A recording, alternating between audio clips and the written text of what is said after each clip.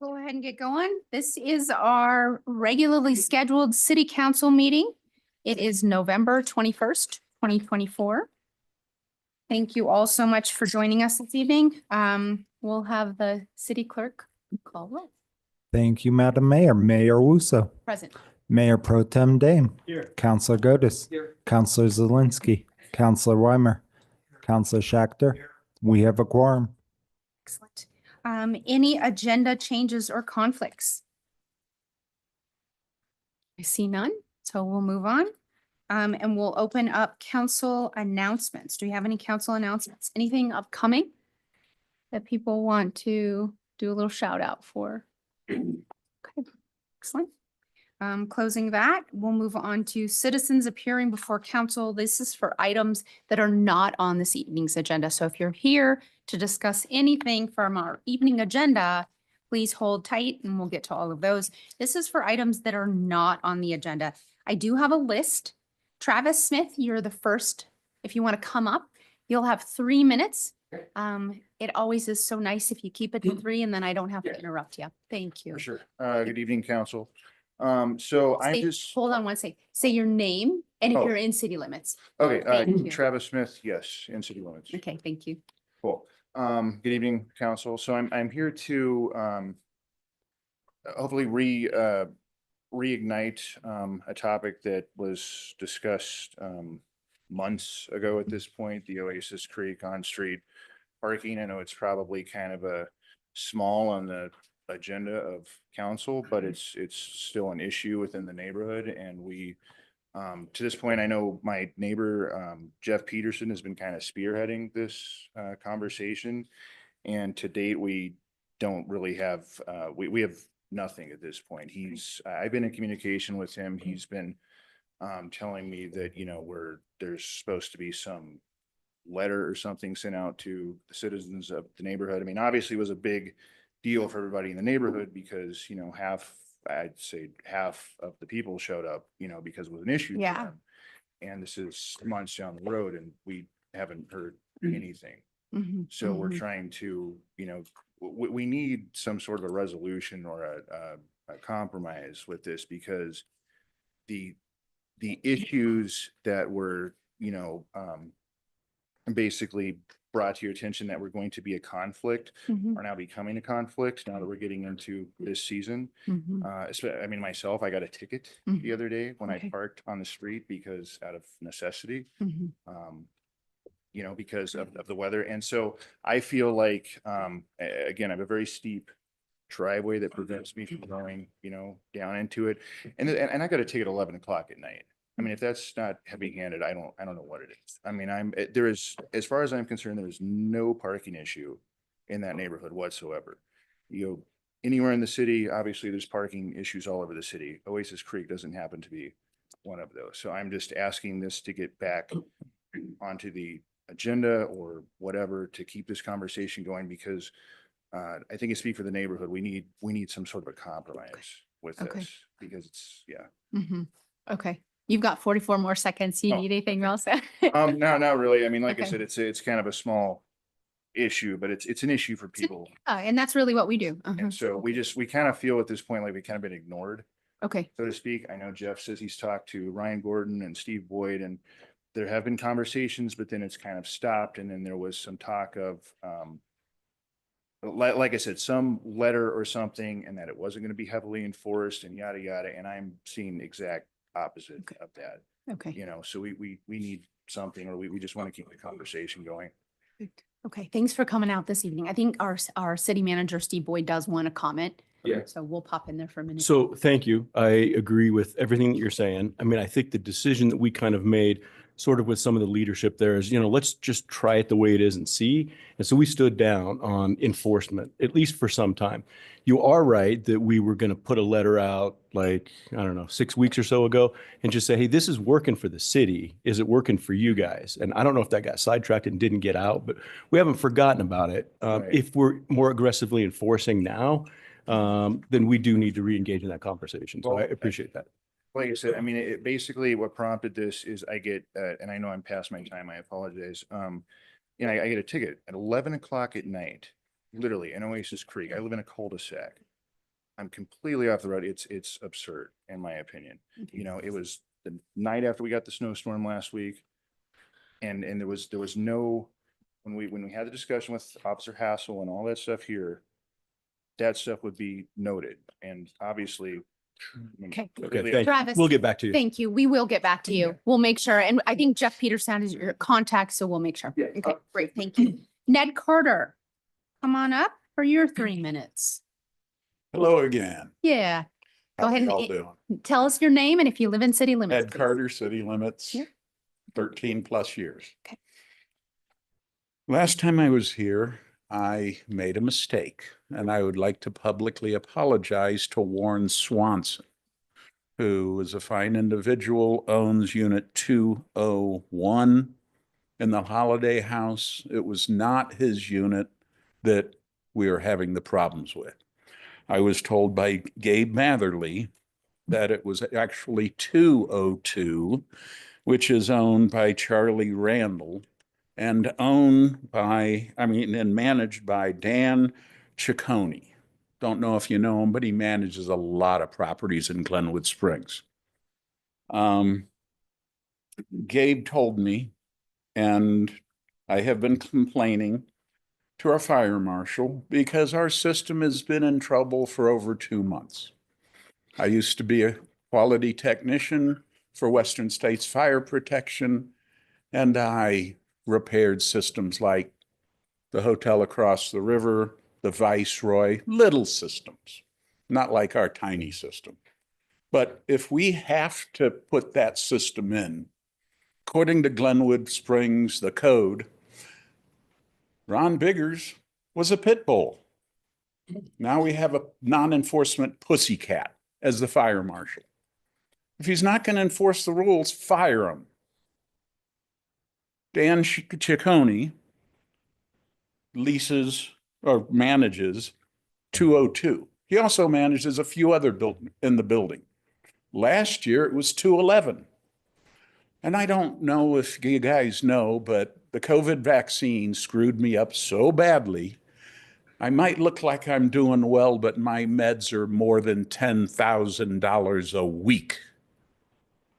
And in April, 8 days in the hospital, May 13.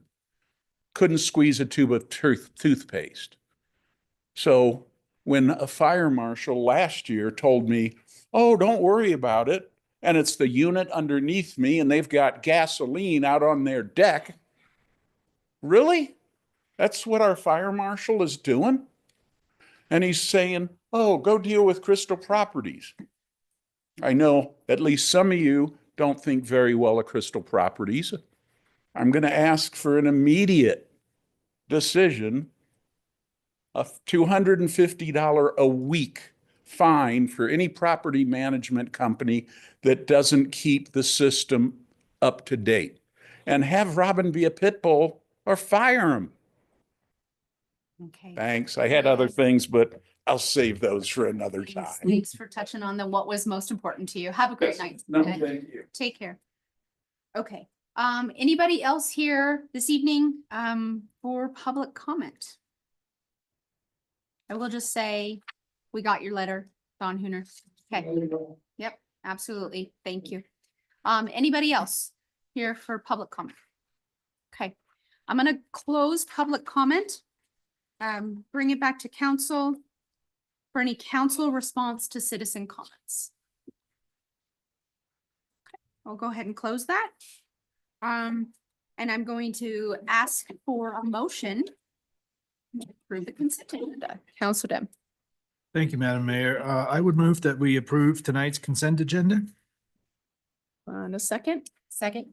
All those in favor? Aye. Any opposed? Motion passes unanimously. Moving on to actions and or presentations. The first item is item number 14, resolution 2024-35, pay as you throw program pricing.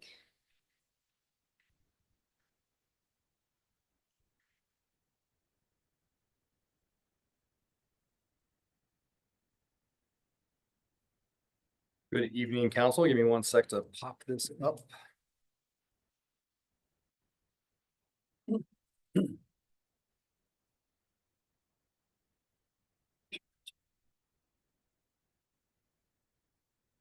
Good evening, Council. Matt Langhorst, Public Works Director, City of Glenwood Springs. We've been talking about this for a few meetings, few work sessions now. We actually had one like an hour ago to kind of go over the options for pay-as-you-throw price increases for 2025.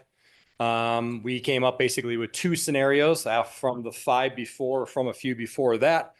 One of the scenarios is Exhibit A1 within the packet. And it basically sticks with the 1, 2, 3 price increases from can size to can size to can size, except for when you get to the medium and large wildlife cans where there is a slight decrease associated with those cans. But basically what that does is it takes the revenue associated with those cans that was coming in the door for Mountain Waste Recycling and kind of spreads it across all 8 other options associated with the program. I know it's really small and I apologize, but you guys have seen this. Basically that option has price increases anywhere from 5.6%, which is the Super Saver, which is about 50 cents, all the way up to about 15%, which would be the Small Weekly, which is about $1.60 price change per month. I'm going to go over these because I don't think a lot of people have seen them. So I just want to roughly quickly go over these for the public. But what that would do is keep the median weekly wildlife trash and every other week recycling to about the 41.50. It's 41.20 right now. It keeps it about the same. There really is no price increase. And that takes the large weekly wildlife trash and EOW, every other week recycling, from 61 down to 51.75. Basically, this is in response of let's try to get more wildlife trash cans in people's hands, make them slightly more affordable. So we may or may not be able to solve some of the bearer problem. It was a heavy bearer year. We all know that from Aspen all the way down. And this is an option for us to make those a little bit more affordable. The other option you guys have seen today was Exhibit 2, A2. And basically what that does is just says everything's going to go up 6.5%. Simple math. I like that. Just for a quick reference for people, basically what that does is changes the cost of the Super Saver, 59 cents. Small one, 69 cents, $1.38 for medium, $2 for the large. I mean, it's a kind of a small incremental increase all the way across the board, but it still accomplishes the small revenue increase that Mountain Waste and Recycling has requested for labor, bid problems, those kinds of fun things associated with it. And landfill fees are also going up, which you guys just approved on consent agenda. So I can kind of stop there or I can keep going, depending on what you would like to discuss. I think you're good for the time being. I have a Counselor Godus light lit up. Thanks. Matt, under staff recommendation, the recommendation is just to approve, but it's silent on which one to approve. What would be your recommendation? That is a very, very tough question. I don't know if staff has a solid recommendation. I know that it needs to go up 6.5% when it comes to total revenue associated with what Mountain Waste and Recycling is collecting right now. You can go with, we can potentially solve bear problems with one, and you can go with, this is nice and easy, and this is what we do on most things on the other one, which is a standard increase for everybody across the board. It did not answer your question. You sure didn't. I was going to point that out, but I'm glad you did. So the answer is you They do not. both accomplish the goal at the end of the day for us. This is a conversation about if we think changing the pricing on the wildlife containers will actually help with the bear problem or not. I don't know. I can't tell you the answer. So that answer is unclear. That answer is unclear to me. Gotcha. Thanks. Counselor Zelinski. I appreciate all the work that's been done on this. With the feedback that I've gotten from the community and things that I've observed in the community, one of the things that I was thinking was incentivizing use of the wildlife cans. I think that this first option does that. And so, I think that we talked a little bit about what behavior. Yeah. Oh, is that? Oh, I'm sorry. No, I just leaned over to Marco and I said, tell her to make a motion. Yep, sorry. The So reality. I'm going to make a motion. Yes. Well, wait, I'm sorry. It's an ordinance. So don't we have to have a public comment, or shouldn't we have public comment? It's a Resolution. But So- should we? If you Well, want public, I it's think chairs. let's do this. Let's, why don't we hold off then and Okay. double check that anybody else has any questions? And then at that point, then we will bring it back to you since you're ready to make that. Any comments or questions at this point? Do we have any public here to talk about pay as you throw? Do we have anyone online that would like to talk about pay as you throw? If you do, please raise your hand. Doesn't look like we do. Bring it back to Counselor Zelinski. So I would like at this time to make a motion to approve option A as the new fee structure for the pay as you throw program. A1, you mean? A1, yes. Yeah. I would second that. Okay, so we have a motion and we have a second. Do we have any discussion? Counselor Gotis. Yeah, I think I said my piece, but I'll say it again for public consumption. I think we want to, this was a really rough year for bears.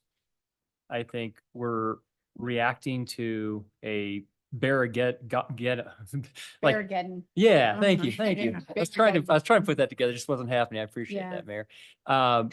And so, you know, my opinion is let's reexamine this in July. I would say if this fails that, you know, I would advocate for the second one. Because I think what we're raising prices, landfill is a consideration, and we want to incentivize. Went to this whole pay as you throw to try to incentivize people to throw away less. And we're giving the people that have the smallest containers the highest raise at 15%. And so I think that just feels disproportionate for potentially an overreaction. So I probably won't be supporting it for those reasons. I just want to say that you could do Ursageddon, which is Latin for bear. It's more fluid than Barrageddon. Ursa. Uh-huh. Yeah. Counselor Zelinski. Yeah, I think in that vein, thinking about the increases and why I preferred one over the other. I don't know. We live in bear country. Bear human trash problems are consistent. This was particularly bad, so it highlighted things. But I don't know that we are not going to have the same problem with the same cans next year. And so if we can it comes down to a question of what we're trying to incentivize. I think it's multi-phased. And right now I'd like to incentivize responsible trash management. And then we can work on habits as we continue moving forward. I think that's a bigger conversation with a lot more education. But I think right now we have a problem that I think we can solve or address with the fee structure that I reported. Counselor Schechter. No, I will support the motion. I'd like for the public to understand that while this may be handled quickly up here at the dais, there has been a lot of tons of staff work and a workshop and quite a bit of discussion. I think either schedule is okay. I support A1 because I think it meets the objective. We have saved, in general, the city residents a lot of money, and we are still incenting people to use the smaller trash cans and collections. So I think A1 will work for now and appreciate it. Thank you. Okay. I'm just gonna add my 2 cents that I'm a little like either one works. I'm a little more aligned with a consistent 6.5 for everyone, just as an equitable increase. And we find some type of other support to get the, wildlife canisters that people need. Because I just don't know circumstances for everyone, and economically, I just want it to be a consistent hit. I don't want to disproportionately, say because of this, that we're going to increase here, or households, they're dynamic and everybody's got their own story in a different economic situation. So I'm also more in line with 2, but I certainly don't need to see a split vote on this because I don't think that I want to make sure we move one of them forward. I recognize that it's timely. So I'm going to kind of support whatever the will of council is, but with 6 of us tonight, I just don't want to end up with a split. So no, it would fail. That's the problem. So if we 3 and 3, if we do a tie up here, then it fails. We have to go. Play that all night. Yeah, exactly. Counselor Gotis. Yeah, and I would say if this fails, then I'd make a motion to pass 2A. And if there's enough people that are fine with that, then I hope we move it forward, but if we have to wait for Matthew to get seated in 2 weeks, it's probably not the biggest deal in the world either. Yeah. Yeah, that's, okay. So I've now heard from the majority of you. Is there anybody who wants to make any final comments before I call the question? Okay, go ahead. Thank you.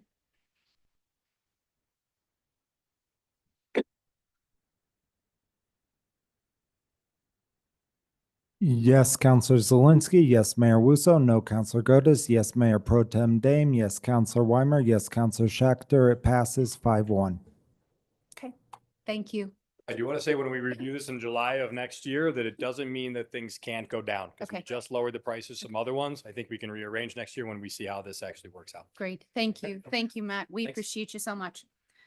Okay, moving on to item number 15. This is our Planning and Zoning Commissioner appointment. We did do an interview with with Connie Guyman earlier this evening. Hannah Klausman at the podium. Good evening, Hannah Klausman, Community Development Director. I'm here more for any questions that come up. We do have the 2 applicants that we're on for tonight. We had one that wasn't able to make your interview, so we're hoping to schedule him December 5th for that to take place. We have 3 open positions on Planning and Zoning Commission currently, which are 2 alternate seats and then 1 regular seat, which was just recently vacated. So that is at your disposal to seat tonight. And here to answer any other questions that might come up. Thank you. Perfect. I'll look back to council. Council Dim. Thank you, Madam Mayor. If I may, I would like to move that we approve Connie Guyman to a regular seat on the Planning and Zoning Commission. Second. All those in favor? Aye. Any opposed? Motion passes unanimously. Connie, thank you so much. We look forward to having you give us guidance and help steer the community into the future. Thank you so much. Hannah, will you reach out to Connie and get her all lined up? Is that the game plan? Yes, and just so that you guys know, and many of you are aware, because Counselor Weimer went through this training. Carl and I sit down with every new planning and zoning Great. commissioner and walk them through a fairly extensive Yeah. training on quasi judicial process and all the fun things. So they're not just thrown to the deep end of the pool. Yeah, that's perfect. And then to the general public, we still have 2 alternate positions on planning and zoning. We encourage people to apply for those. And we do, but we still have 2, so. And I will get Excellent. that on your agenda Yep. as soon as I hear back from that applicant. Perfect. Thank you. Thank you so much. Thank you. Okay, moving on to, I think, employer-based rental assistance program.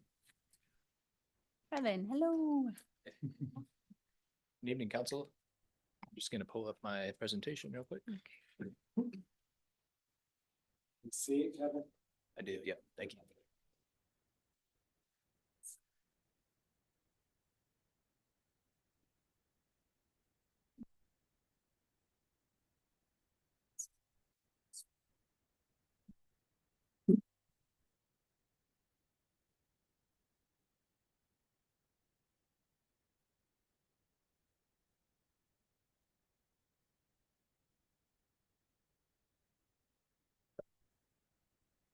Good.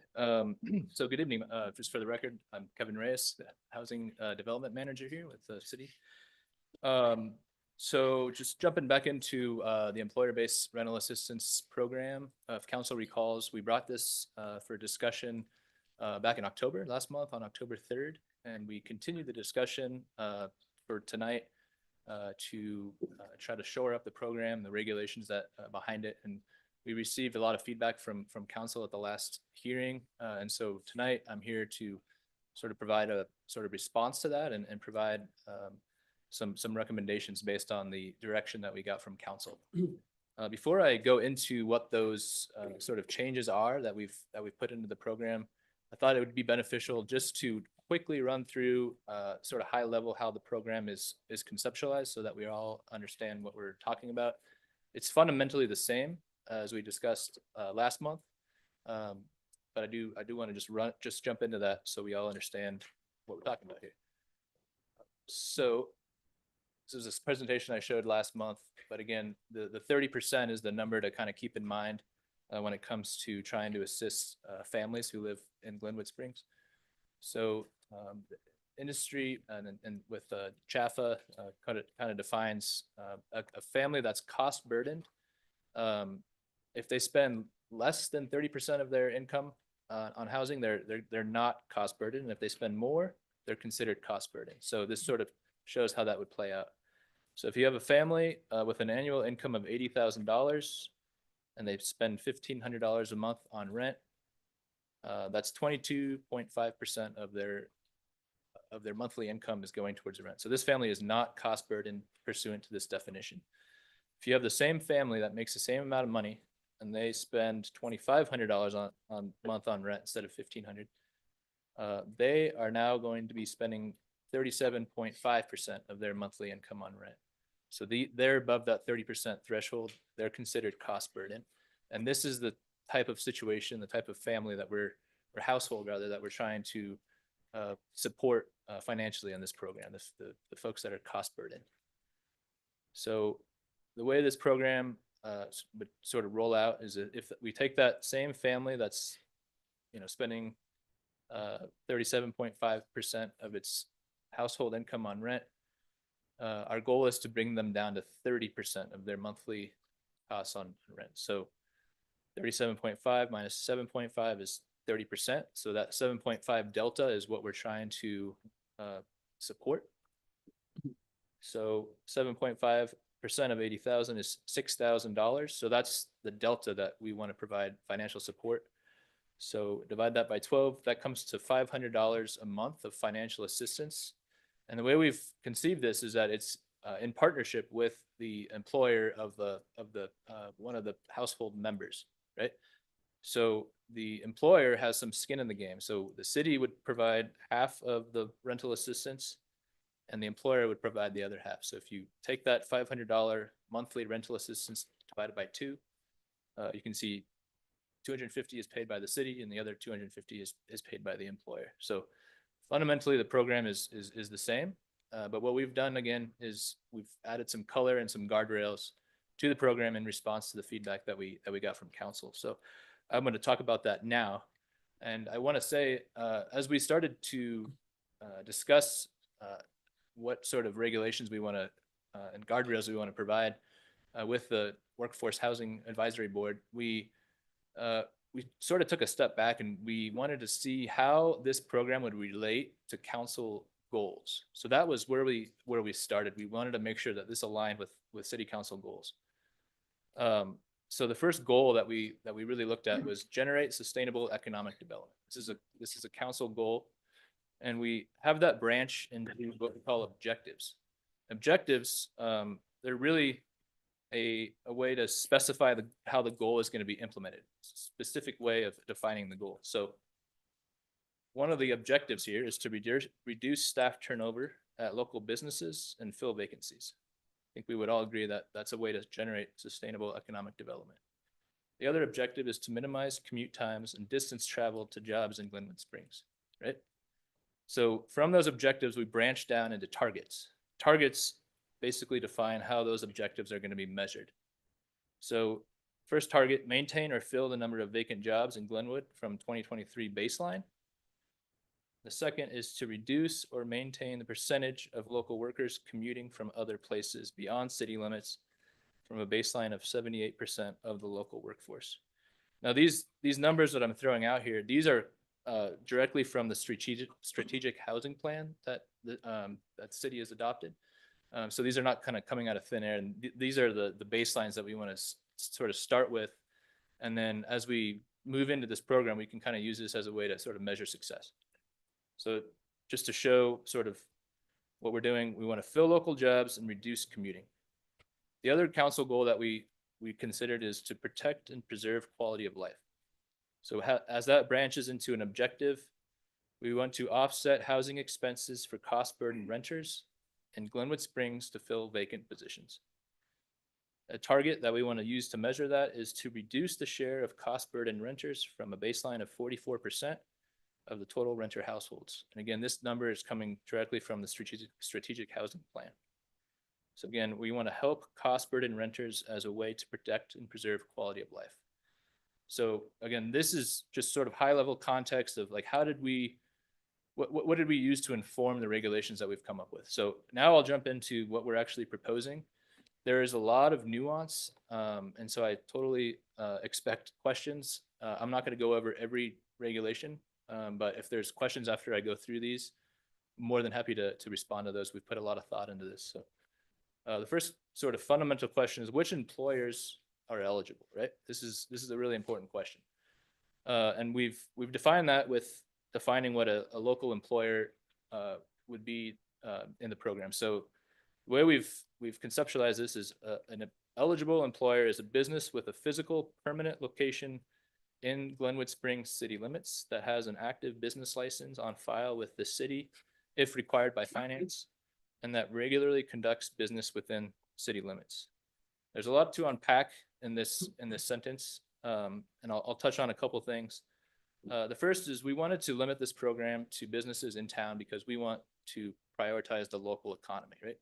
Going back to the council goal of filling local jobs. We also wanted to ensure that we're not supporting businesses that are located up valley or in a different jurisdiction, and having people who live and work here, lose them to someone who just lives here and then works somewhere else and they're commuting. So we want to reduce traffic. So that's why we're limiting the physical geography of this program to employers within city limits.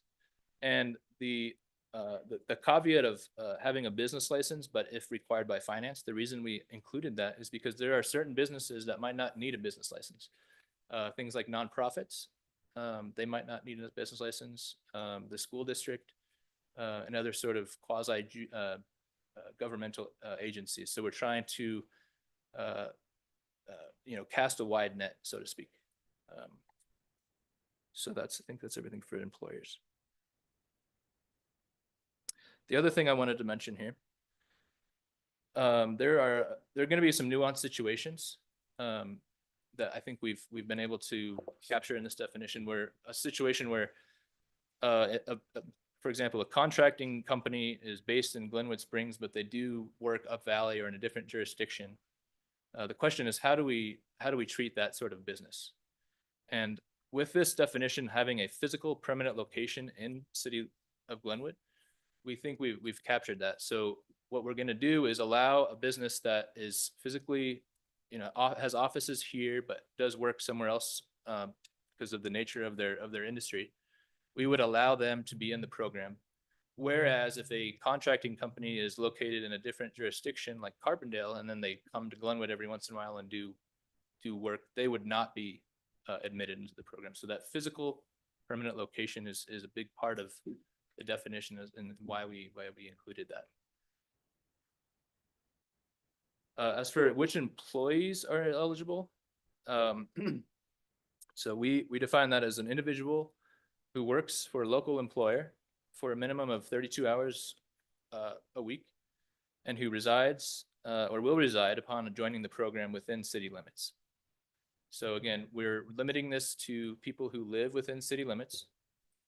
We're going to reduce traffic by doing that. People are now going to live hopefully close to where their job is. And we are not excluding folks who maybe currently have a lease outside the city limits who want to be eligible for this. If they're willing to sign a new lease and in the city limits, they would be eligible for the program.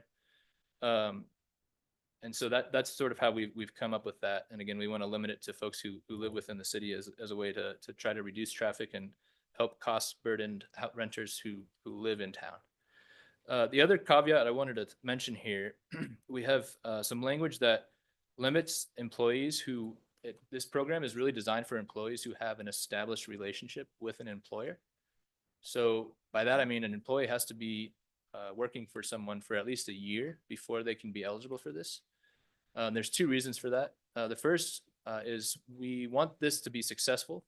And so we know that if an employee has been with an employer for an extended period of time, they know that whether or not there's a good fit there. So they're less likely to have turnover. And then the other reason for that is we don't want this to be used as a recruiting tool by employers to bring in folks from other areas or regions. So that's the reason we've added that language. The last question that we answered here is how are we going to prioritize applications? And what we've decided is a lottery-based system during this initial pilot period is the way to go. And the reason for that is we don't want to create a situation where an employer who happens to know about this program before another employer and they get in first gets an advantage. What we're going to do is we're going to open up a 30-day period, a window. We're going to call it the call for applications, where we let everybody know that this is coming. We're going to, before that 30-day period happens, we're going to focus on marketing this program, letting the community know about it, and then let people know when the dates are going to open up for the lottery. And then there will be a 30-day window to apply. And then once that is closed, we will hold the lottery. We will announce the results on our website. We'll create a list of the order in which people were drawn, in which businesses were drawn rather. And then from that point, as the housing development manager, I'm going to vet the applications and make sure that they meet all the other criteria that I described. So that we're going to make sure that they actually do, the employee does live in town, and that the employer is based in city limits and those other requirements. So there's going to be some guardrails around the lottery. We're going to make sure that those are upheld. As far as the funding goes, what we're recommending is slightly different from last month. So we're recommending that council allocate $125,000 of 2C funds to pilot the program for 1 full year. And I have the budget up here. It's the highlighted little section there just shows where this rental assistance program is put in for the expenses. But you'll notice that's just in 2025. 2026, 2027, we previously asked for council's support to fund it permanently after the pilot. What we're doing now is different. We're just asking for 1 year of funding for the pilot, and we will return to council before that year ends, and we will come back with some recommendations and some findings, and we can have a discussion about funding it for future years after that. So right now we're just asking for 1 year of funding. The pilot program, the $125,000 is not taking away from any other programs. We have everything else that we have budgeted is going to move forward. And then it comes to be about 7% of the next year's overall budget. So it's not a huge chunk of money for in the whole, but just wanted to provide that context. With that, I'm happy to answer any questions and go from there.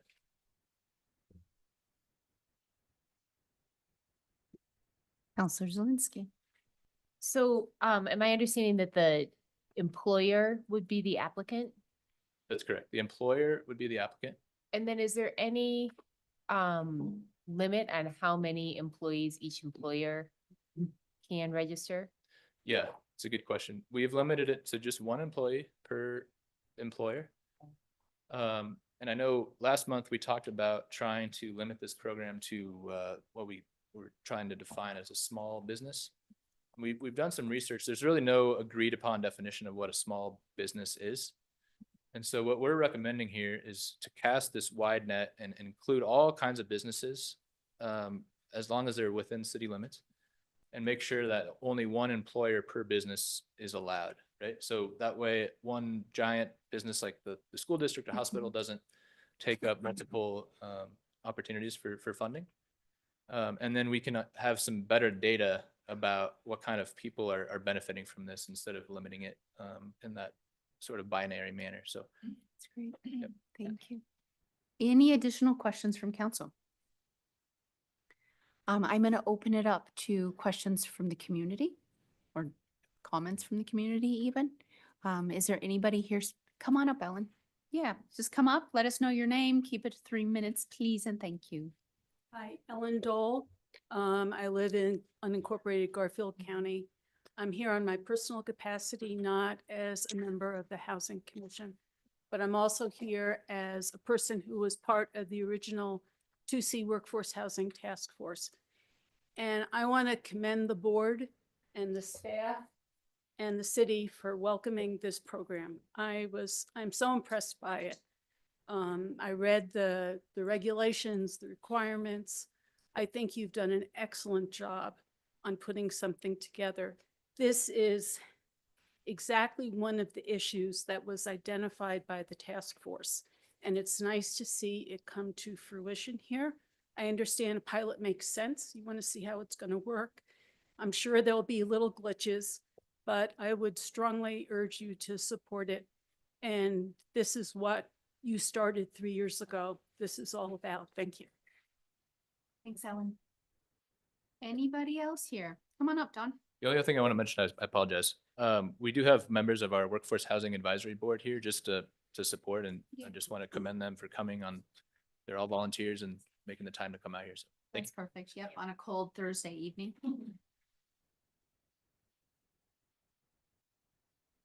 Don Gillespie, Glenwood Springs. I just want to ask one question. I was listening to you saying that by doing this, you're going to reduce traffic. It sounds to me like the more people that work here in Glenwood get the money. That means whoever works south of us has to move west of us. I don't see where it reduces traffic. I'm not against the program. I think the program is great, but explain to me how it reduces traffic. Awesome. Well, go ahead. You can answer that question. Yes, that was a good question. So the idea behind the program is to bring people closer to where their jobs are. So these jobs already exist, right? We're not adding new jobs as part of this program. So people are already commuting into town. These trips are already happening, right? So what we're doing is trying to reduce those trips so that people can live closer to their jobs. And that's sort of the idea behind it. Acknowledging that we are not adding additional housing inventory, which in itself would reduce trips if we had more housing closer to jobs.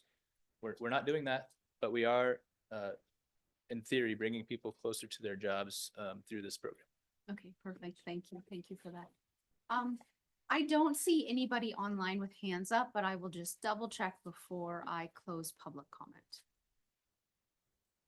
Okay. Oh, did you guys want to, oh, perfect. Come on up.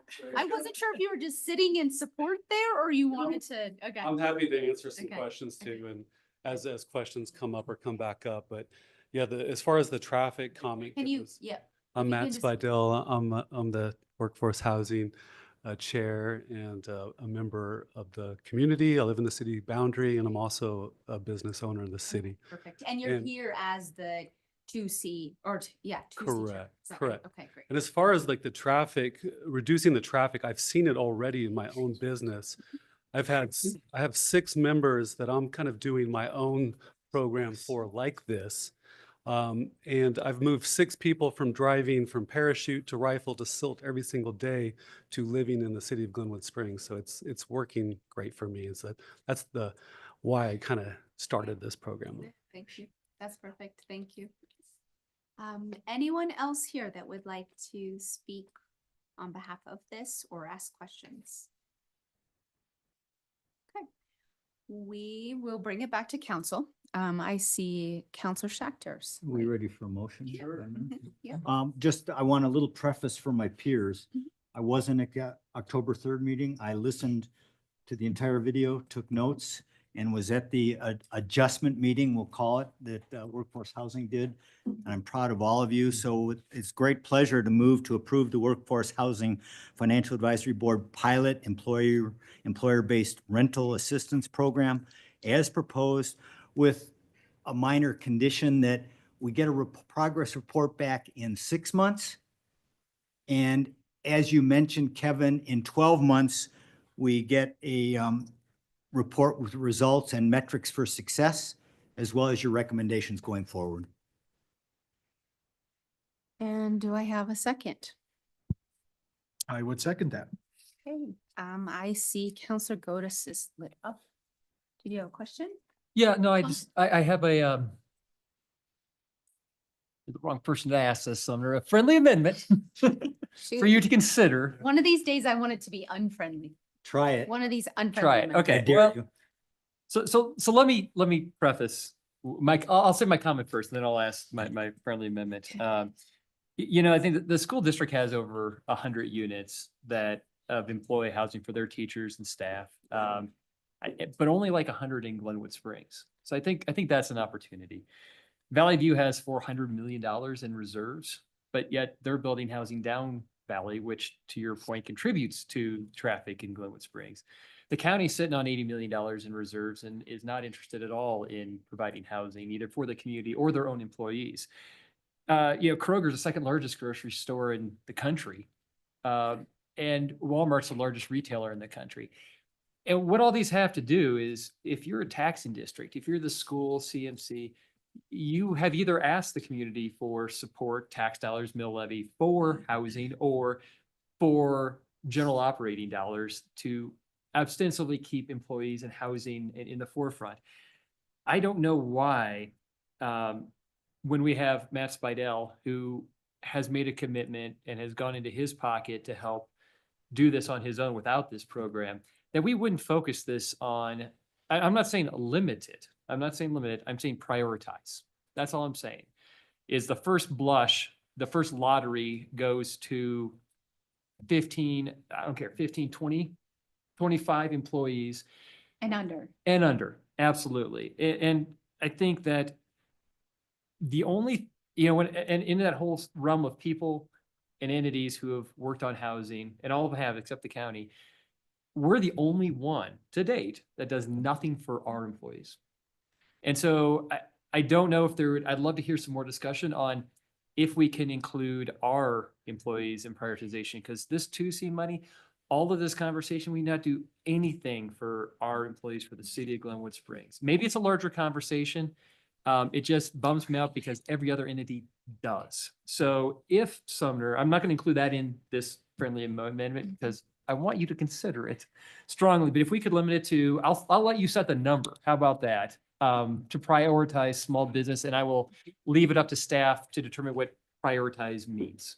I appreciate it, and I love your big picture, but I'm not going to add an amendment for two reasons. I sat through workforce housing deliberating this, and the difficulty of bifurcating the lottery. Remember, we're in a lottery, only one employee per employer, and the point was made, if you start dicing it in the pilot, say, well, do we exclude X nonprofit because they're too big? Or do we include only Glenwood Springs employees, even though they're huge, but not include somebody random in the lottery that gets it from the hospital or the school district per chance? So given what I heard and given the logistics of a pilot, I think they've addressed almost every concern, that one not specifically, but in theory, reasonably enough that I think we should go forward as proposed.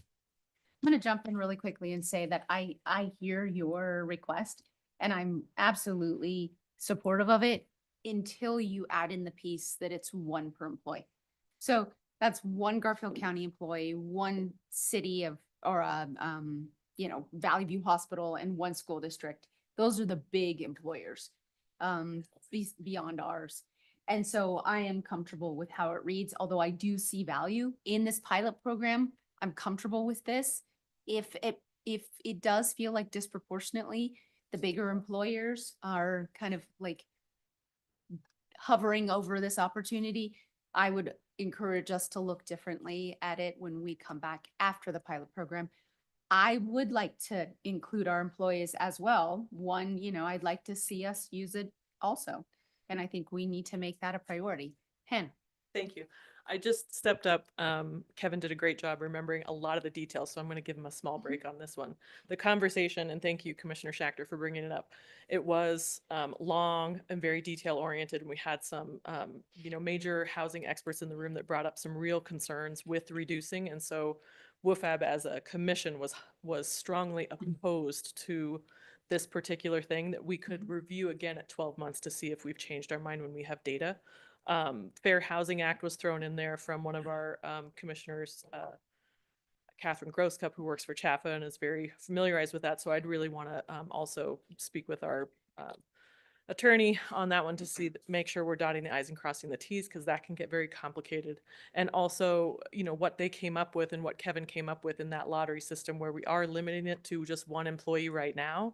We do think it will address kind of those concerns, and then we can revisit that at the 12-month mark for when we possibly, if it works, roll out the larger project. So that was, a lot of thought was given to that, Commissioner Gotis, just so you know, our reasoning behind it, and I will leave it at that. Thank you. Thank you, Hannah. Counselor Weimer. Kevin, thank you. Oh, hold on one second. Let's get you. There you go. No, I'm Okay. green. Kevin, thank you. Right. Thank you. And Hannah, rest of the team, thank you. This is just, night and day. You know, I don't want to be too, exaggerated, but it's like just such a great, you know, addition to see some of this detail and additional thoughts. So thank you for that. And I support, Counselor Godis's comments.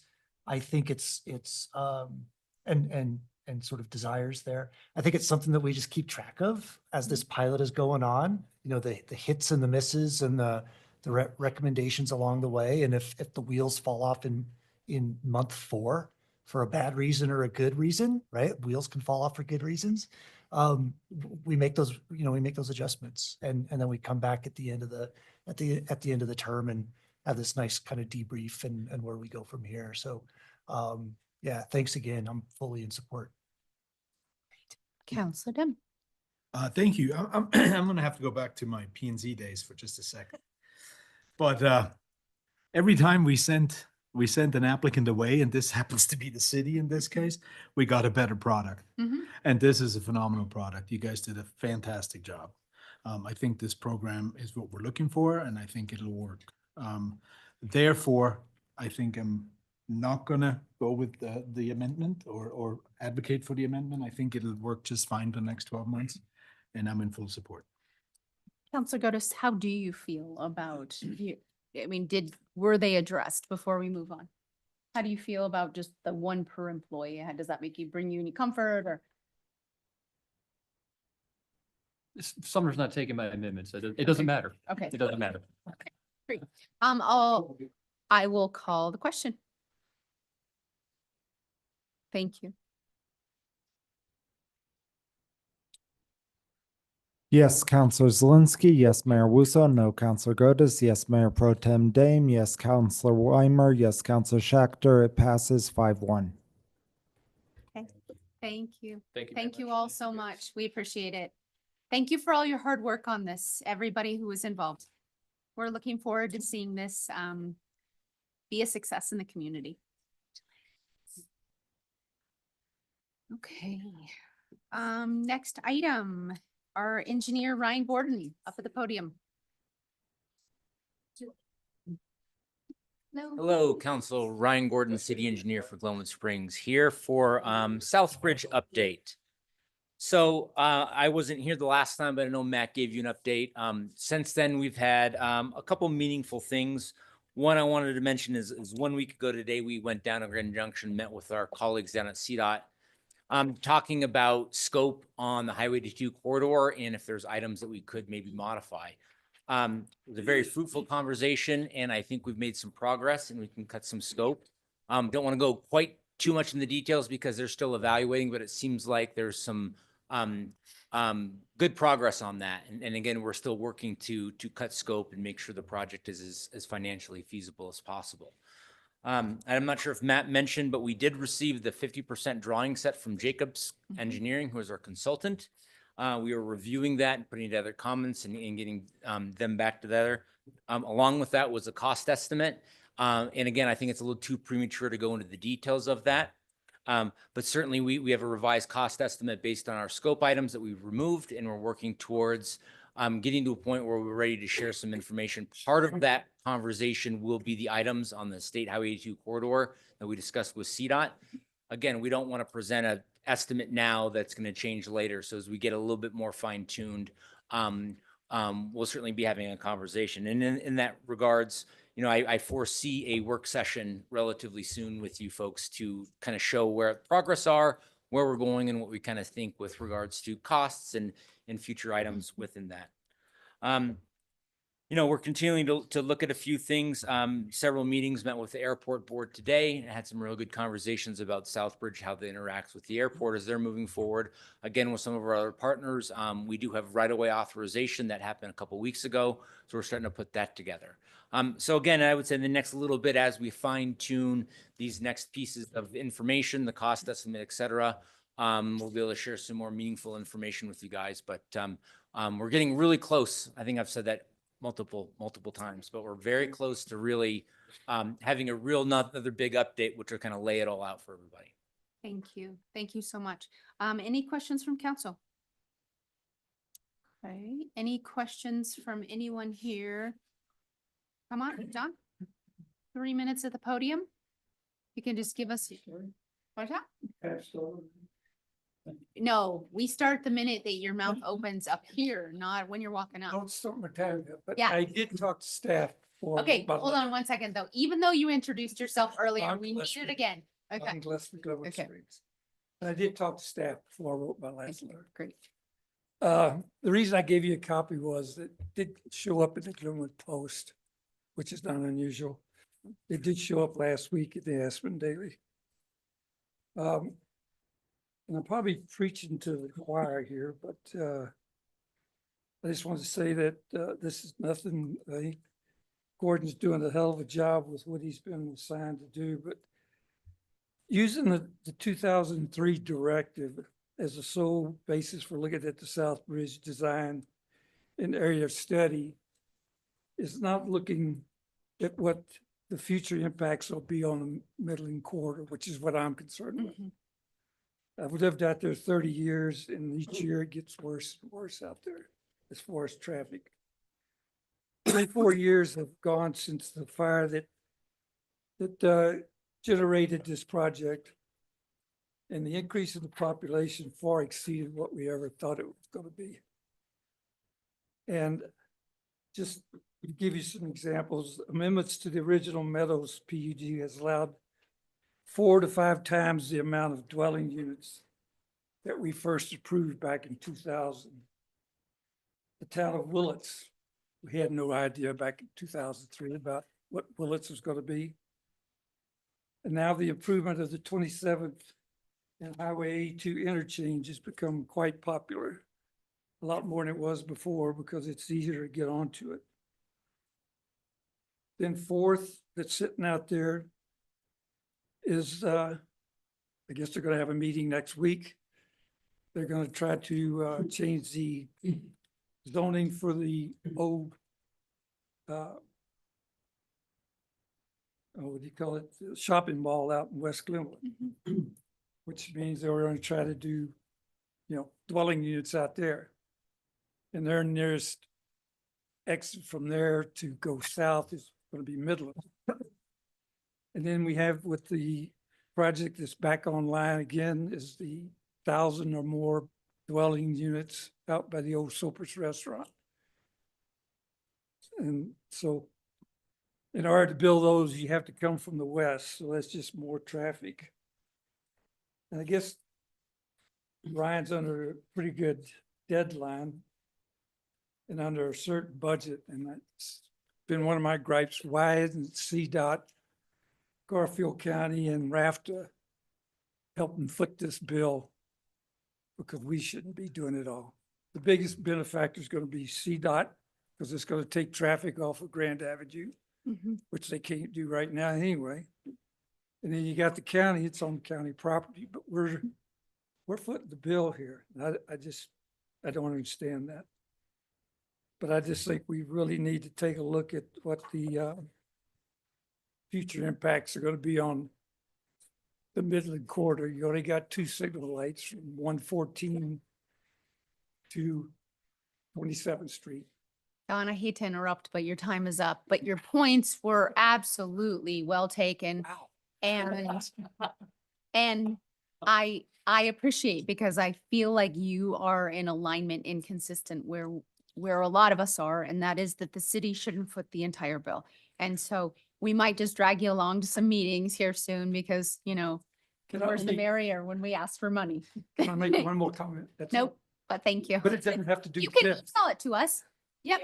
Okay, have a great, With the previous one. I know, but there's a big line behind you. Thank you. Okay, Get a chance. oh, We're playing you off, I just want to. done. You're done, but you're welcome to send us an email. Okay. Yeah, take care. Have a great night. Counselor Gotis, I just want to respond to Don a little bit. I think, after you like shut, oh, he's here. no, Okay. I needed him to shut up so I could talk. Let's Okay, okay. Don, I think I read your thing. Thank you for putting this in front of us. I didn't see it in the Aspen Daily News. I think, yeah, 27th Street has become a lot, that flow has become a lot nicer, especially separating the pedestrians from that. And I think because of that, that is going to entice more people who are on Midland, whether it's from the Meadows and Red Mountain neighborhood or down Valley traffic that does get on Midland. I think those people will be incentivized to jump on to Grand Avenue at 27th Street. So I don't think at least South Glenwood is going to be impacted as we think. But that being said, I would really like to look at from a two-phase position. One, we do need money from the county.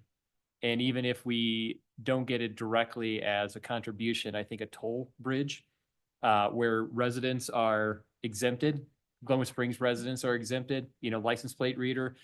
If you have it registered in the city, you get it free. If you're not, that will keep county residents off of, disincentivized from taking Southbridge. Or if they take it, it will provide a funding mechanism. So I think actually the bigger win with a potential toll bridge is that we have a disincentive that isn't speed humps or stop signs or signals. And I think the cherry on top is that county residents will help to pay for some of Southbridge. So I would like, to maybe have a discussion about that as part of this project, if we could. I don't know how big of a deal that would be, or if that's an add-on. I don't know if Jacobs has the ability to do estimates on cost and cost recovery, or if there's another firm, or if we just contact, one of the dozen firms that probably does this and just ask them to do traffic count estimates that we already have and just see what that would generate. Because it would certainly prevent some people from taking the bridge if they have to pay a couple bucks every time. And they're not a resident, because we are footing. But, to your point, Don, us and the federal government right now are footing about 90% of it. Raft is helping out a lot too. So what I just heard is one city councilor's request. So it's not quite yet Yeah. a directive. But I think that what we need to do likely, and certainly before we get to 100% design, is we need to figure out funding. So once we, I'll trust staff who is so intimately related to all of this to know when and if and how we need to sit down and talk about alternatives to funding. So thank you for that, Well, dialogue. I think it should, just as a clarification, not to put too fine a point, I think it's not just about funding, it's about disincentivizing that pass-through traffic. So Yeah. it is funding, Yeah. but it's also traffic It flow. is. Sorry, I just Yeah, wanted to no, get. no, I appreciate that. That was a piece of it. And I just, my apprehension is that we have done a pretty dang good job up until this point of sequentially doing the right things at the right time in order to be where we're at. So let's engage in that dialogue. But when the timing is right, and I'll trust you guys to bring that to us and know that there is at least one city councilor who's supportive of exploring that option. Counselor Dem. Thank you, Madam Mayor. Actually, there's two city council great. in favor of supporting that option. Three. There's three, for all the reasons said. I think you make an excellent point. It would incentivize using the bridge. We can have monthly passes. I don't know how this will work. I don't know how to put a toll bridge in place. I have no idea, but I think it's definitely worth looking into it. Okay. Counselor Zelinski. I agree. And I think for me, the biggest thing is just, we have stressed all along that this is meant to be used as an evacuation route. It's a priority for that, not necessarily as an alternate to transportation. So I think if we really truly are going to intend that, then I think that we have to put in some, as new term, guardrails, to make sure that. It's the word I know. right now. It's man. robust guardrails. There we go. And I got Robust guardrails. And let's not silo ourselves with ideas. Counselor Schechter. Well, I'm willing to listen. Mhm. However, at this point, I'm leery about putting additional expenses on to the engineering study, if I heard, and asking them to do this now. Because you're in the process of trying to get hard cost and re-engineering. So I'd be leery of asking Jacobs to start doing this immediately. I'm not sure the timing, as you alluded to. And maybe at some point, we have to address all the funding gap as well as the traffic diversion or disincentive. So I would hold this until we get some firmer numbers and what our gaps are, and then plug it in as an alternative, but not now, not when it would increase the stress on what we're doing with Jacobs at this point. Everybody else has made a comment. Would you like to add anything on your support of a toll bridge? Do you want to explore it now? It's a wild idea. Turn me on. Oh, sorry.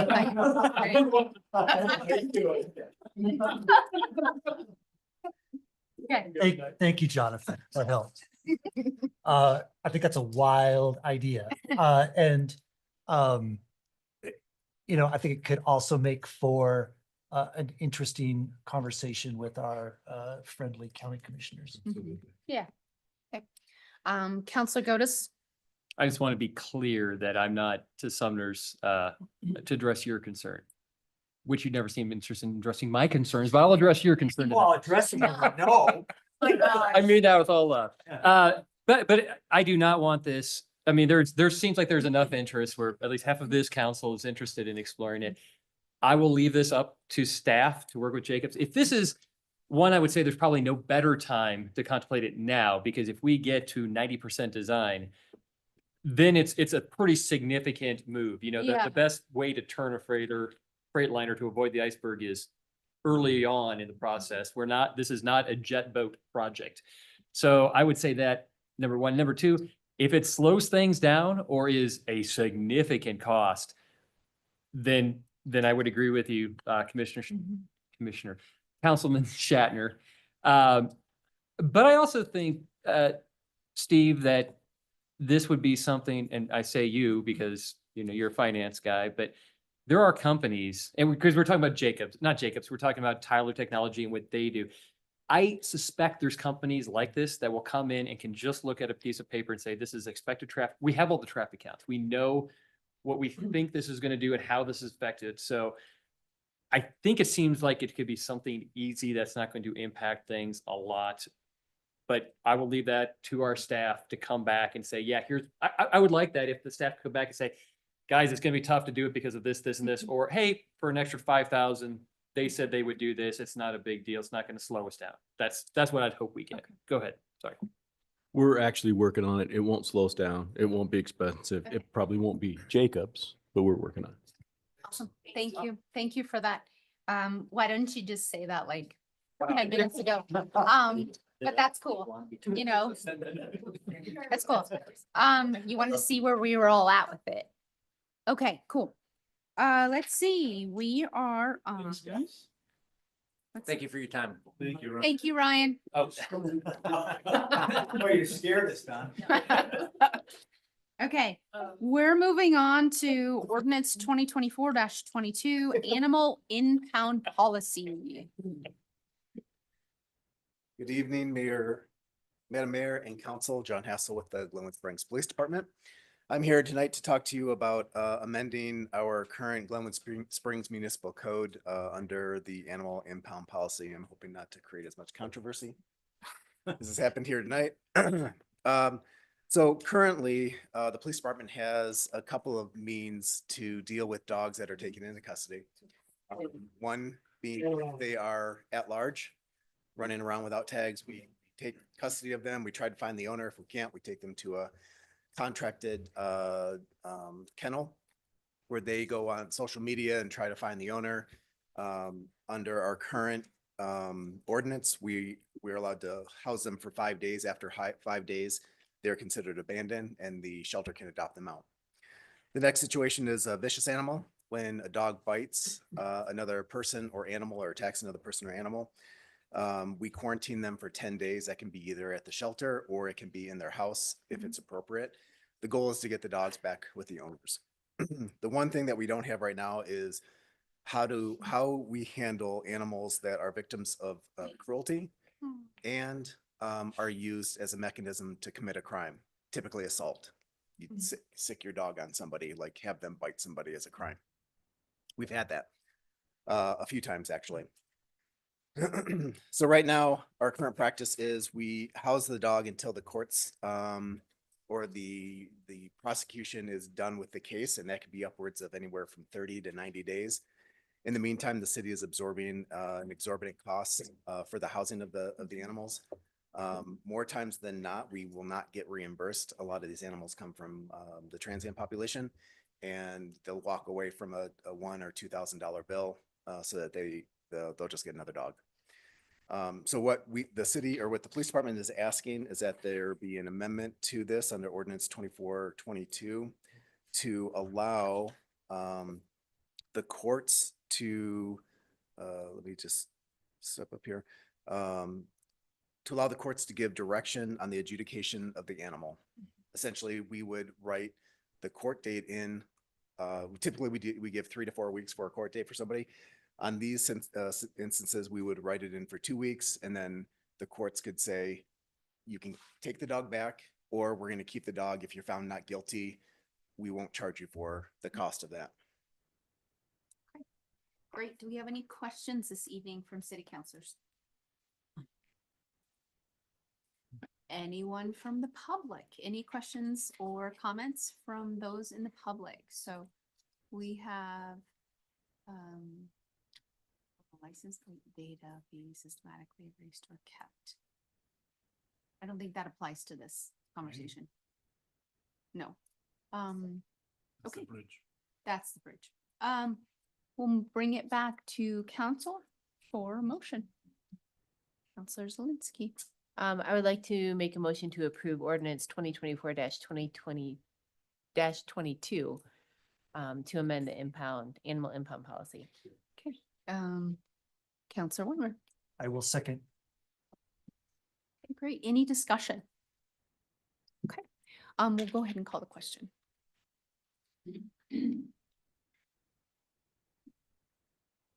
It passes 6-0. Thank you for bringing that to us. Thank you, Council. We appreciate it. Okay, great. We're just trucking right through these ordinances tonight. Our next ordinance is 2024-26. This is fixing and certifying mill levy for the city. Yvette. Hi. Hello. Good evening, Mayor and Council. Yvette Gustad, Finance Director. This is just a housekeeping issue, certifying the mill levies for next year for property tax. So the first one is for the city of Glenwood, just general property tax. Okay, perfect. Any questions from council? And no, any questions from the public? Anyone online with questions? Okay, I'm going to close public comment and bring it back to council for a motion. Counselor Gotis. I just had a question. You missed that opportunity. Okay. Just kidding. Just kidding. You can ask. You can ask. Go ahead.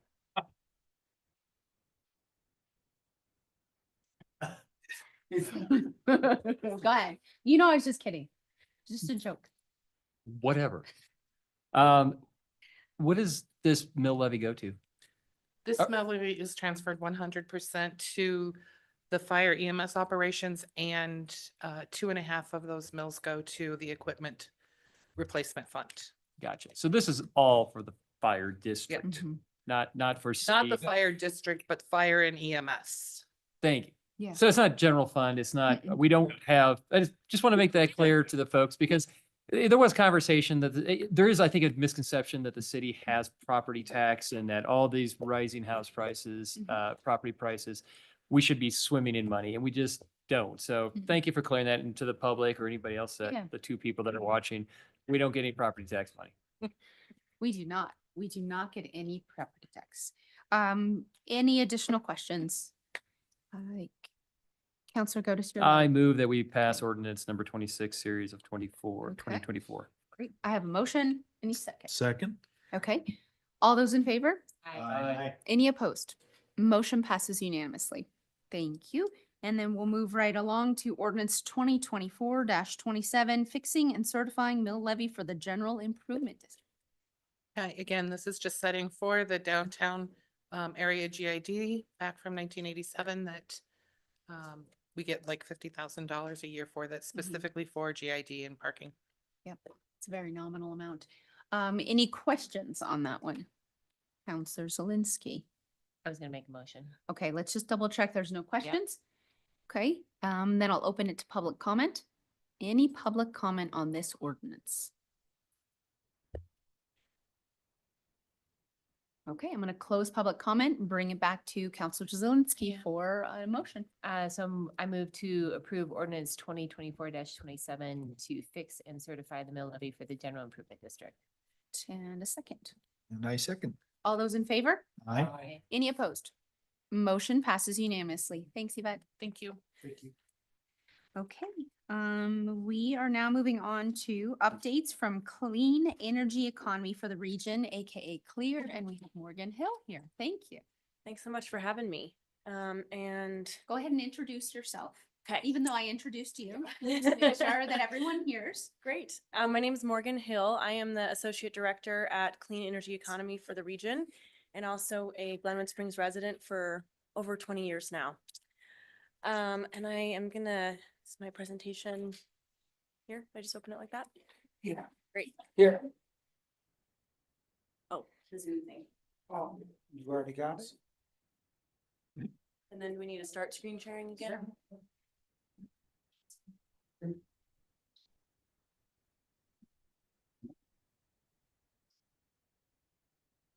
Do I just hit share? Yeah. Oh, I think this is. Sorry, guys. Oh. Oh.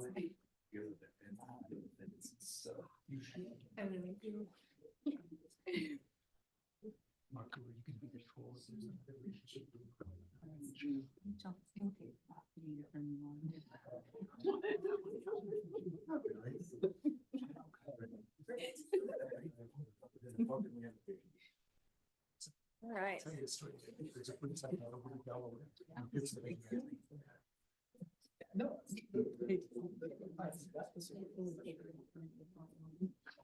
Wants to do slideshow, I think. There we go. All right, sorry about that. So again, my name's Morgan and I'm with Clear Clean Energy Economy for the region. And I'm here today to talk about Garfield Clean Energy. So when you hear about Garfield Clean Energy versus Clear, you know, the public gets confused about that sometimes. And generally we don't really mind as long as they're accessing our services. But I'll explain a little bit more about what Garfield Clean Energy is and can also answer questions about Clear if they come up. So Garfield Clean Energy consists of 9 member governments. This is a government collaborative that functions kind of like a special district, but we don't have like a tax or anything like that. But it's every municipality in Garfield County itself, Colorado Mountain College, and RAFTA are all members, and they're it's formalized through an intergovernmental agreement. Holy Cross Energy and Garfield County Libraries are also affiliate members, and the library district just rejoined GCE as an affiliate last year. We were grateful to have them back. We became a government collaborative in 2012. So the organization has been around since about 2009, but became solidified in its current form that year. And the city of Glenwood Springs was a founding GCE partner from the beginning. And I'll just start off by saying how much we really appreciate your support and the fact that the city has been such a great member of the collaborative. So GCE, Garfield Clean Energy, doesn't have any vehicles or property. They contract with Garfield Clean Energy or with Clear Clean Energy Economy for the region to operate their programs and services. So that's why you're hearing from me from Clear, but representing GCE. The vision of Garfield Clean Energy is that we will be an innovative leader in, these are really our three pillars: energy efficiency, renewable energy, and clean transportation or clean mobility. And a lot of this is under the umbrella of economic development. So recognizing that when we save residents money on their energy bills, it leaves them with more funds to use for other things. There's also a lot of jobs to be, a lot of job growth in the clean energy industry. So those are really, a lot of our mission is just directly benefiting the communities that we serve. We have an energy action plan that is guided by 5 goals. These are all that by the year 2030, we will have a 12% energy savings in the built environment, which sounds kind of small, actually. You know, we'd love to save more, but it's fairly ambitious to achieve this 12% energy saving. So we're always trying to grow our resources. Built environment is really, you know, homes and commercial properties. So we're always looking at how to grow the opportunities to mitigate more homes for energy efficiency. We also want to achieve 100% carbon-free electricity, or you could think about that as renewable energy. And a lot of this is coming from our utility providers. So City of Glenwood Springs is already purchases 100% renewable energy for your utility. But Holy Cross and Excel, our other 2 utility providers in the county, are also continuing to grow their clean energy mix. We want to have 15% of all registered vehicles be EVs by 2030. And our current number is, I think, 2.2%, which also, you know, sounds small, but if you see the curve of EV adoption, it's growing very dramatically. So we're encouraged by that. We also want to have an increase in multimodal transportation, or biking and walking, transit, that kind of thing. And then for greenhouse gas emissions, a 100% reduction in emissions from electricity. This is just really a byproduct of achieving our other goal of carbon-free electricity, and then a 10% reduction from natural gas. And Black Hills Energy was a stakeholder in this plan, so they were part of informing that side of that 10% reduction. It's really looking more at the supply side than the production side in terms of that goal. And then again, all under the umbrella of economic development and clean energy jobs. Our residential and commercial energy programs really are a large part of the work that we do at Garfield Clean Energy. So any resident, commercial property owner, business can reach out to us and receive free energy coaching through GCE. So whether or not they qualify for rebates, either from us or from the state or federal government, which I'll talk a little bit more about, we help them make sure that they're getting access to all the rebates that they have available. Especially for commercial property owners, that can be a lot of different ways to make their building more energy efficient, including lighting. But we do focus on the biggest bang for the buck energy saving measures. So we get a lot of questions about like solar panels and things like that, but attic insulation, basement insulation, things that aren't so visible but can make a really big difference and be more cost effective is a lot of what we focus on. Again, we educate anyone on rebates and other financing options. We can make recommendations on appliances, and then we do keep a list of contractors who do this work in our area. Reenergize Garfield County is the actual county rebate pool that's funded through Garfield Clean Energy. So we also have CARE, the Colorado Affordable Residential Energy Program, which again is Colorado. And WAP is the Weatherization Assistance Program that's through the federal government. But those only go up to 80% area median income. So a lot of what we focus on Reenergize is, we call it, we just wrote an article in the paper that we call it kind of the missing middle of folks who, you know, just because you make up to, we go up to 150% AMI, doesn't mean you have a lot of funds in this area to spend on energy efficiency. And also that you could really, these families could really benefit from having these measures done in their home. So our rebates are between $2,000 and $4,000 right now, which is tiered depending on income level. And that work is performed by Northwest COG, the Northwest Colorado Council of Governments energy program. And like I was talking about in the previous slide, our projects often include insulation and air sealing, pipe and duct wrapping. We do heating and cooling system upgrades, but you know, a new heat pump, which is something that we're always trying to promote, is a lot more than $4,000. So this money can go towards things like a heat pump that often has stackable rebates. So we'll work with a homeowner from start to finish to make sure that they get what they need and what they're interested in pursuing for their home. We can also do LED lighting. So for Glenwood Springs LMI, that's low to median income residents, they're saving about $24,800 annually across all of the recipients on average for the last 3 years that the programs have been operating. So that's, again, total for everyone. But a lot of our residents, this is $1,600 a year they're saving as a result of Reenergize, and $100 a month back in your pocket is really meaningful for some of these families. This is who to contact, or our contact info if anyone who's watching would like to reach out to us. We don't turn anyone away, even if we're out of rebates, which this year we are out of Reenergize funds. And frankly, we think that's good news that there's a lot of interest in our program, and also that we need to find more funding sources to continue to offer these rebates. And this, a lot of you are, I think heat pumps are becoming even more common in terms of people's knowledge of them, but this is just a picture of a resident that we helped get this heat pump, and they're a great way to electrify your HVAC system. For our commercial program, we've had limited rebate pools in the past, but typically the rebates that we direct our commercial property owners to are mostly through their utility or potentially other rebate pools. And this, we again offer free energy consulting services. So any property owner in Glenwood can reach out, or in Glenwood Springs or Garfield County as a whole can reach out to us and get this energy coaching. It includes a detailed walkthrough if the property owner is interested. Some of these we just do over the phone for any business or commercial building. And again, this is our contact info if anyone would like to reach out. The picture in the top right there is of I forget the name of the building, but it's where Sunlight Dentistry and a number of other businesses are kind of on South Grand Avenue. And it doesn't look very glamorous again, but on the roof there is an upgraded HVAC system that we helped this property owner get connected with. We also hosted a lodging workshop here in Glenwood Springs at the Hot Springs Lodge just a couple weeks ago on October 24th. We had 11 hotels represented, which we thought was a great turnout, and talked to them about energy efficiency and lodging. And the thing with commercial properties is there's far fewer of them than homes, but when they implement energy saving measures, it can make a big difference. Garfield Clean Energy has also helped out with energy code adoption and implementation.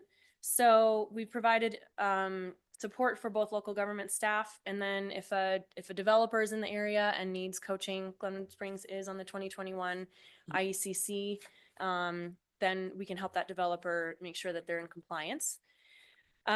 These bullet points should probably be flipped. As part of that program that we did this year, we hosted a training series in May and June, and did have some attendance by Glenwood Springs staff at those to educate the broader region. Really, we had attendees from Eagle and Pickens County as well, knowing that our development community works really in the whole area, but educated them on the new energy code. We also have been representing Garfield County as part of this regional net zero roadmap collaboration, which is again really a partnership between Garfield, Eagle, and Pickens counties on a roadmap that was actually just recently completed to make buildings even more efficient, mostly by 2030. And then for advanced energy management, for this program, we're tracking 26 utility bills for 12 city buildings. So we look at your monthly utility bills and see if anything is out of line with what we would expect for a building of that size. And then we also track, they call it IDR data, interval data recording, that looks at live, it's like every 15 minutes we get an energy reading on that meter. So it helps us know if, like on the chart here, you can see where there was some energy savings achieved, where a building shut off when it was unoccupied on a Sunday, and you achieved energy savings as a result of that. So we're always tracking those for the facilities in Glenwood as a Garfield Clean Energy member. We then record that in Portfolio Manager for the state benchmarking requirements that apply to buildings over 50,000 square feet. And we can support the city when those buildings are required to comply, as that legislation is pretty new. Like I said, we highlight where energy savings is occurring, and the more engagement and collaboration we have from facility staff, the more we can save energy. So we're always trying to work with our facility managers, contacting them if we identify that there's a problem, and coaching them on ways to reduce energy in your buildings. For our clean transportation program, again, we focus on EVs and electrification as well as multimodal transportation. We provide EV charging infrastructure grant assistance, which we've helped out with a couple of chargers here in Glenwood Springs. We also just this year completed a countywide EV readiness plan with a set of its own goals to increase EV adoption. We can help out with EV fast charging plazas through Charge Ahead Colorado, so making sure that highway travelers are stopping in Glenwood Springs and fast charging their EVs. We host EV ride and drives as part of this as well. And this is really actually, I should say, all through, mostly through a contract with Recharge Colorado as a state contract. But this is one way that really Garfield Clean Energy really leverages this regional resource. You pay into GCE, and then we're also able to get grants that fund this other work. We do make sure that those EV ride and drives are, at least some of them are available in Spanish as well. And those can feature dealerships where you can drive an EV if you're interested. And then we have a lot of very enthusiastic EV owners. So they also attend and like to talk about their EVs. It's cute. Yeah. For our multimodal transportation, this last year, we provided 50 e-bikes to Garfield County residents, again, mostly funded through a grant from the state, although Garfield Clean Energy did contribute some of the match for that. And those were an ownership model provided to residents, 80% area median inflow. And the two left pictures there are our training that we did for e-bike recipients and a couple of very happy new e-bike owners. We also hosted a Bike There event as part of Colorado's Bike to Work Day on June 26th and had about 240 attendees across the library branches. So those were events held in the afternoon, and we had a lot of turnout in Glenwood. This picture is from Silt, which also had a lot of families show up, which was really fun. We do a lot of events and outreach as part of GCE. This year for Glenwood Springs, we went to Arbor Day, which was cold and rainy, as you can see from the far left photo, but our team was there. And this was also related, was kind of a collaboration with the city that you have a contract with us to operate your water efficiency program. That's with Clear separately, not GCE. So that was a really neat event. We also did a Winterwise energy efficiency campaign this year, helping encourage folks to get an energy assessment done on their home. And we had about 40 families sign up and actually go through a pretty intensive energy coaching process, which was great. We do a monthly GCE newsletter and post independent column, and hopefully you all are on that list and you see those newsletters come out. And for what's ahead in 2025, I mentioned that we run out of re-energized funds, although if anyone's listening, we encourage them to apply and we will get to their home next year. Again, and actually I should also say, just because we're out of re-energized funds doesn't mean that CARE and WAP are exhausted in those funds. So if someone is 80% AMI and below, you can still get those access to those rebates. Will you do the, those are acronyms, CARE and WAP? Yes, I'll say that again. Yeah, so CARE is Colorado Affordable Residential Energy, and WAP is the Weatherization Assistance Program. And actually, from what I understand, used to be that I think WAP was only up to 60% AMI and CARE was 80%, but I think they're both 80% now. And are there links on the Clear page to get to those? And actually, the beauty of Reenergize is that if someone applies for Reenergize, we direct them to CARE and WAP. So it's kind of a one-stop shop. Yeah. But again, we always want to be growing our residential and commercial energy efficiency programs and the rebate pools available for those. And some of that may be funds that come directly to GCE, or if there are state or federal resources. We just got news of a new state energy rebate program that we want to make sure that our Garfield County residents are using. We're going to be implementing our EV readiness plan that I was just mentioning. We also want to continue to expand our coaching for the Advanced Energy Management Program, where we're tracking energy use on government facilities and make sure that we're collaborating with facility managers. We'll be working on ongoing implementation of renewable energy projects. And this isn't just solar. We also, there's ongoing interest in geothermal or thermal energy networks. And we're working on a project up in Carbondale right now that's funded through state and federal grants. And we get a lot of interest and questions on that. So that's something we'll be looking into next year. And again, ongoing economic diversification and workforce development, partnering with the chambers, working on educational training programs for clean energy, all that stuff. So, yeah. So that's it. Any questions for me? Counselor Schechter. Thank you, Morgan. Two things. Are the home energy audits now available at no charge? Weren't they used to be $100 or something like that? Yeah, so for winter wise, we discounted them even further, so they were $50.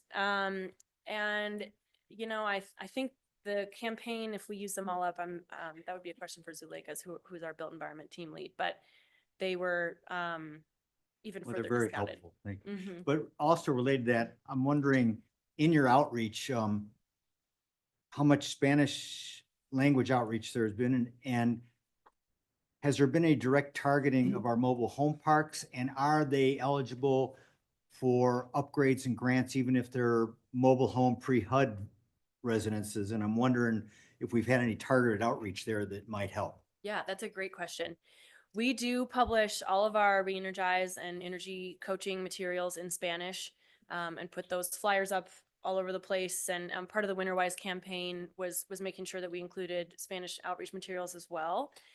Part of the other cool thing about re-energize is that we do energy efficiency for mobile homes, which other rebate pools don't always do. And we have a lot of residents that we know that's their housing, and they can really benefit from having like skirting. We do rebate skirts, skirting around mobile homes. We actually are doing, it's a little bit of a pilot, but we hope to do even more of this next year in Carbondale, where we're doing targeted outreach to mobile homes. And the Energy Smart Colorado, which I think serves about a 20 county region, just hired a bilingual outreach coordinator. And we're working with her very closely on this outreach, and she'll be with Energy Smart Colorado for at least 3 years. So I just want to say thank you. Yeah. We would love, I think we would benefit hugely from some targeted outreach here in Glenwood. Great. And maybe your experience, so just putting stuff out in Spanish language isn't sufficient. Somebody's got to go in there, Mhm. relate and talk, but thank you. Yeah, we appreciate that input too. Counselor Gotis. Hey, Morgan. Hi. Hey, thank you so much for this presentation. It coming from somebody who's been on council for 8 years and going from, I don't even know what CLEAR is, to I don't know the difference between CLEAR and Garfield Clean Energy and CORE, and how do these all relate? You guys do so much. I really appreciate your guys' leadership, especially, you know, your presentation was really not focused, but all the stuff you do for area median income of 80 to 150%, there's a lot of stuff in there. And I think that that's great because those are the people most sensitive to higher utility bills, drafty windows, and it's really forget about climate for a second. We shouldn't, but if you did, it's still a worthy thing just from that perspective. Also, you know, you guys were great. I worked with this with Northwest Cog, and we put together an $18 million grant for charging and fueling infrastructure. And Garfield Clean Energy was instrumental in corralling Garfield County municipalities. And so if we get this grant, it's going to be a large part due to Mary and what you guys are doing. Awesome. So thank you for that, and also for your participation with the Regional Climate Solutions Group. I think, you know, climate's not, you know, housing, climate, transportation, these are regional things. And when we can do things in a regional manner, which you guys are great at, it benefits all of us. So thanks. And one question I had actually for you is, do you have any specific incentives you can tell me about for home chargers? Because you have that goal of 15% EVs by 2030. You know, what is it, just, you know, for the good of the community? What would you do for? Not just Jonathan, who needs to buy a new car.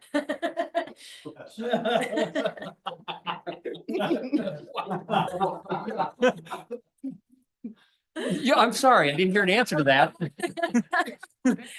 So there are rebates and incentives for EV chargers in addition to EVs. It's actually a great time to buy or lease an EV. A lot of people who wouldn't have thought about leasing, they are super affordable right now. But for the chargers, often utilities will rebate the EV charging, and because again, Clear also operates Glenwood Springs Utilities rebate program, which really helps. It's offering rebates that a utility would provide, and Glenwood provides great rebates for your community. And we'll get back to you with more information about what those specific rebates are for Glenwood. We can definitely answer that question, but anyone else who maybe is a Holy Cross or Excel customer, Excel actually, I think the news that I saw is formal enough to say, but they are changing their the actual vehicle rebate programs, but you can still get a charging station as part of their rebates. So, yeah. Okay, it was you gone first and then I on in second. Any additional questions for Morgan? Any questions from the community or anyone online specific to the Clear presentation? Okay. Morgan, thank you. Thanks for all you do. You're always such a great presenter of the good work of the whole organization. You're a great ambassador. And I have truly enjoyed working with you for the last few years, so thank you. Well, and thank you, Mayor Russo, for your contributions as our vice chair for the Garfield Clean Energy Board, and Councilwoman Zelinski as our alternate. Absolutely. Thank you. Thanks, Morgan. Have a great night. You too. Okay, moving on to resolution 2024-36. This is adoption of our tourism destination management plan. I will start with, I guess I'll look for a motion to adopt it. Okay. Counselor Zelinski. So I would like to move to adopt resolution 2024-36, which is the adoption of the tourism destination management plan. Okay, I'll look for a second. Counselor Weimer. So we have both representatives who support. That's always a huge vote of confidence. Yeah. You're assuming I second. I was gonna say. You're right. It was necessary. Go ahead. I second the motion. Okay, so we have a motion, we have a second. Any discussion? Okay, do we have any questions or comments from the community on this item? Anyone online? Okay. Yeah. I will bring it back to council then, and we'll go ahead and call the question. Thank you.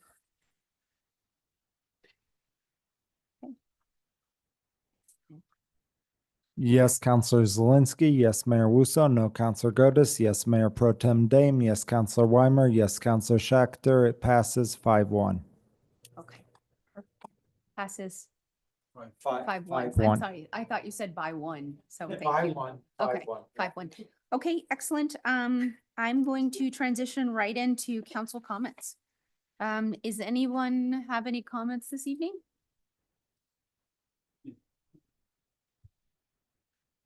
Then I am, Counselor Godus.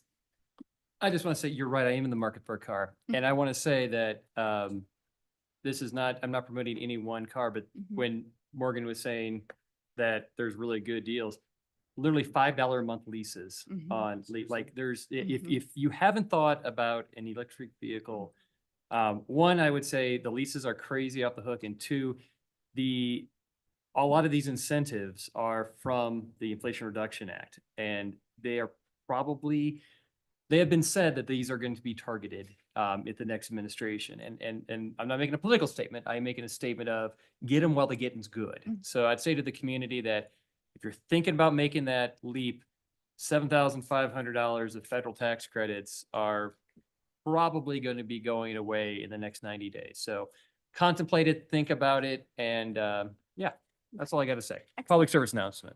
Any additional comments? Okay, then I'm gonna do a quick whip with you guys. We have a new city councilor who will be taking over some of Counselor Kaup's boards and commissions. If I could just hear your boards and commissions, what you would like to keep, what you're currently actually attending, and if you could help me out there, I've got the spreadsheet open. I'll start with Counselor Dem. Thank you. I attend the DDA, the Historic Preservation, Oh, the Arts. go and- slowly, I please. Okay, thought you just like. checked I did, this. okay. DDA, Yeah, Historic Preservation, HPZ. Historic Preservation, got it? And Mhm. the Arts and Culture. Arts and Culture, and you want to keep all of those? I'd like to, and then I think I'm alternate on the fact. Okay. And would you like to keep that? Yeah. Okay, great. Counselor Zelinski. I'm trying to remember. Okay.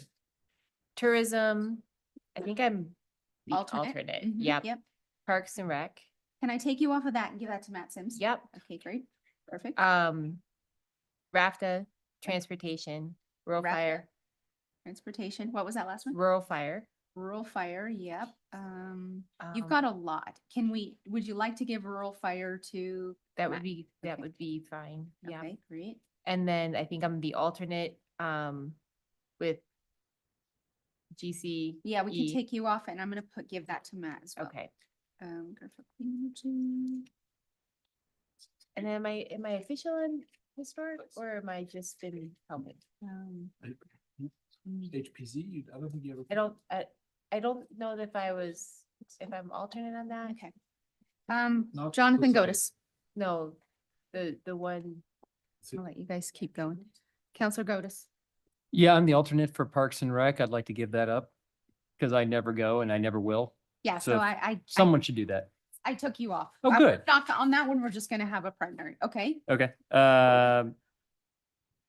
Ruwapa, I'd like to keep that. Okay, Cass, I'd like to keep that. And I think I'm not on anything else. So if there's something that is very low commitment, but somebody needs a pinch hitter, I'm Yeah. available to help out. so little you got Cast, Rawapa. That's it, A fab, but you're not unofficially. on fact. Officially, yeah. Whatever. Yeah, but that was intentional that I not put you on there. I know, you took me off a lot of good stuff, but that's okay. I'm not bitter. Okay. I don't think I have anything else. Okay. Do I have anything else? No, if it was possible to, I might I might circle back. Sure, come around back to with you. me. Okay, great. Mitchell. River Commission, Okay. I took you off of that. I took you off as the alternate. I'm deleting him on his primary. Okay. River Commission, Tourism, Good. And I've got you Primary. as the primary. Uh-huh. DDA alternate, Okay. and Ryan, is that last one? CMA. CML. And would you like to stay on CML? Have you been engaged? They have not. Okay, so I'm gonna give that to Matt Sims. In all Okay. fairness, it's been a slow season. Yeah, that's great. It's a good time for Matt to Yeah. jump in. Thank you. Sumner. FAB, I was housing alternate. Shelley's gone. I put don't- you as primary. Yeah, I don't mind being primary Okay. unless you want to give that to Matt or let him be alternate. We'll let him be alternate. And then We're not going to. workforce housing financial. Okay. That's it? That's it. Wow. That's all you're getting. Oh, well, mine was sent by mail. Madam Mayor, he just produces more paper than anybody else. Printer is busier. Okay, okay, awesome. Thanks all. I'm gonna probably send a revised and updated list so that Steve has that. Yeah, okay, cool. Mayor Wusso, will you send me a copy too? Absolutely. Thank Yeah, we will need to get that website updated with Matt and, take Shelley off and all those things. And then maybe we can update this as well. So, thank you. I don't have any other ones other than to say that 'tis the season to express gratitude, and I really appreciate the staff here at City Hall. You guys are incredible experts in your fields. You work hard for the community, and I really, really respect and appreciate you all. In addition, you guys are pretty dang awesome to serve with. Thanks for all that you bring, and I'm grateful for the opportunity to serve this community. So, thank you. Any additional council comments? Okay, report from city manager. I'm gonna be gone for Thanksgiving holiday, leaving Wednesday, coming back Sunday next week. So I haven't really thought about an acting yet, but I'll let you know. Okay. Okay, city attorney. I don't have anything other than to say I am thankful it is 8:04. It is. Okay. Forward. Okay. Great. Okay, good. Glad we got that out of the way. Okay, perfect. And did we have any correspondence? I didn't check that folder today. Okay, great. Marco. We're gonna reconvene at Doc Holidays tonight. Okay, very good. I will bring it back to council for a motion to adjourn. And second. Great. We have a motion by Sumner, a second by Marco. All those in favor? Yay. Anyone opposed? Motion passes unanimously. Thank you all so much. Have a great night. Thank you. And